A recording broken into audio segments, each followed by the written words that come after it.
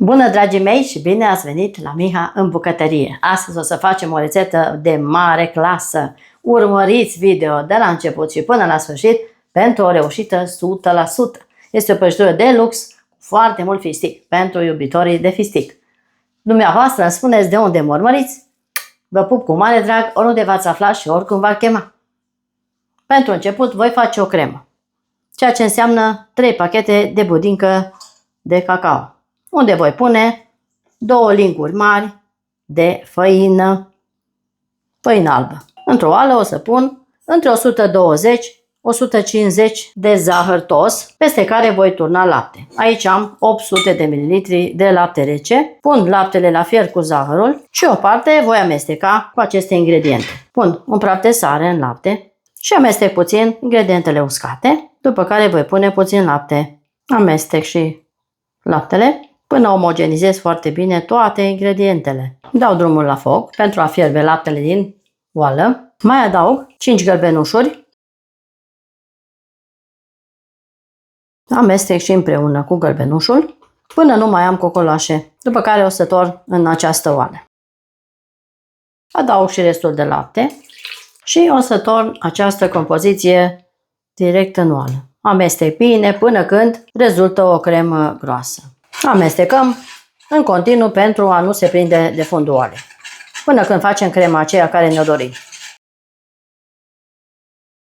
Așa trebuie să arate crema mea. O voi goli într-un bol. Golesc totul aici pentru a se putea răci foarte bine. Acopăr cu folie. O să pun direct pe cremă și o să o las la rece la temperatura camerei. Acum o pun la rece și imediat fac și blatul. Rămâneți cu Miha în bucătărie. Dragii mei, am încins cuptorul la 170 de grade Celsius, iar acum o să fac o bezea din 5 albușuri. Aici am 120 de grame de zahăr. Dacă vreți mai dulce, puneți mai mult zahăr. O să bat aceste albușuri cu puțină sare și voi adăuga zahărul în ploaie până când fac o bezea tare. Am bătut bezeaua foarte bine. Așa arată bezeaua mea. Nu trebuie să curgă din bol. Peste această bezea o să punem jumătate de pachetel de praf de copt, o lingură de amidon, o esență de vanilie, 60 de grame de pesmet, 60 de grame de fistic măcinat și voi incorpora totul foarte lejer. Am amestecat foarte bine. Acum o să golesc această compoziție în tavă, tapetată și foarte puțin unsă. Mărimea tăvii 35 pe 25 de centimetri. În această tavă voi așeza 150 de grame de fistic tocat mai mare. O să pun direct pe fundul tăvii. Punem fistic din belșug. Îl tocați cu cuțitul, să aibă așa o consistență mai grosieră fisticul, deci la cuțit.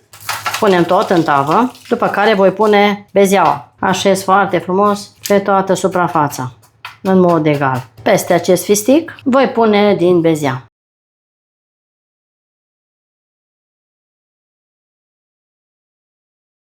Dumneavoastră, până atunci, apăsați clopoțelul pentru a primi notificări cu tot ceea ce face Miha la ea în bucătărie. Rețete delicioase. Am nivelat foarte bine. Voi da tava la cuptor, la cuptorul încins, 170 de grade, și o să vă spun și cât a stat la mine în cuptor. Dragilor, blatul meu a stat la cuptor, între 20 și 25 de minute îl țineți. Acum îl voi întoarce. Am scos și hârtia și așa arată blatul meu cu bezea și fistic. Îl voi lăsa să se răcească complet la temperatura camerei, după care o să facem și crema și o să vedeți ce urmează mai departe. Dragii mei, blatul meu s-a răcit. Aici am și crema care s-a răcit și ea. Pentru început, peste acest blat, întoarceți cu fisticul în partea de sus. O să torn ciocolata aceasta albă cu fistic peste blat, direct. Aici avem în jur de 300-350 de grame de ciocolată albă. Am pus ciocolata pe toată suprafața, așa arată. Acum o voi da la frigider pentru 15 minute. Iau crema mea de budincă, care s-a răcit.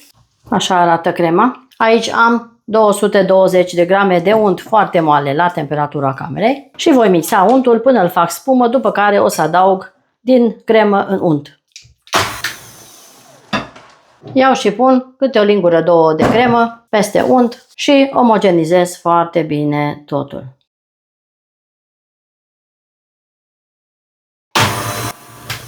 Mai adaug două linguri mari și tot așa fac până termin toată crema de încorporat în unt. Crema mea este gata aproape. Am mixat foarte bine. Să vă arăt cum trebuie să arate.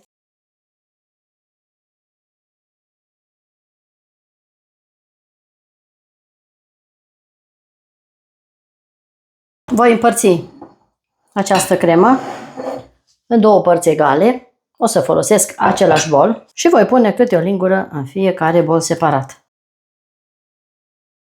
Acum, în prima parte, o să adaug o lingură de cacao și voi mixa foarte bine cacao.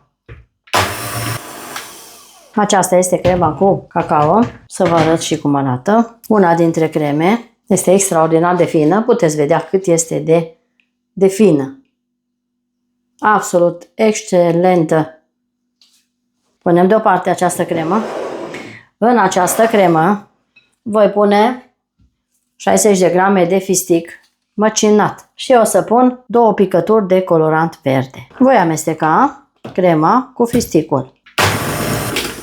Crema mea este gata și cea cu fisticul. Și așa arată și crema cu fistic. Foarte fină și deosebit de delicioasă. Prăjitura mea a stat la frigider pentru 20 de minute, cam așa.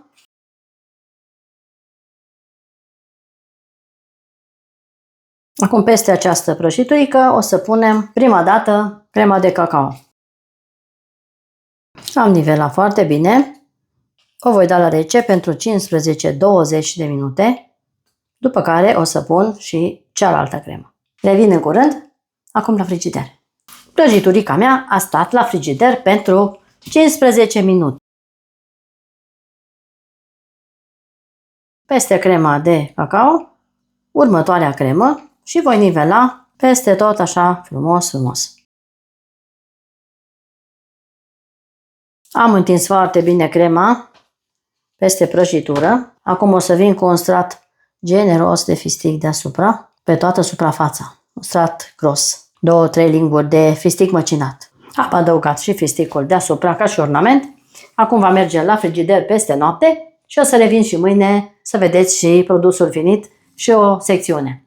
Dragii mei, după foarte multe ore de stat la frigider, prăjitura mea arată așa. Cu foarte mult fistic. Foarte mult fistic înăuntru. Acesta este prăjitură Kinder cu fistic. Aveți varianta pe YouTube, rețete culinare cu Miha, varianta cu nucă. Dacă vă place rețeta mea, puteți să încercați. Aici am și o felie. Așa arată și o felie. Sper că se vede bine. Și se taie foarte bine.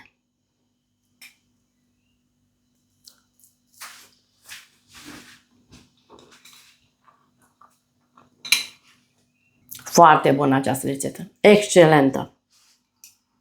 Un gust atât de plăcut. Fantastic. Încercați rețeta mea. Mulțumesc frumos că ați fost alături de mine până la finalul acestei rețete. Până data viitoare, vă doresc toate cele bune. La revedere!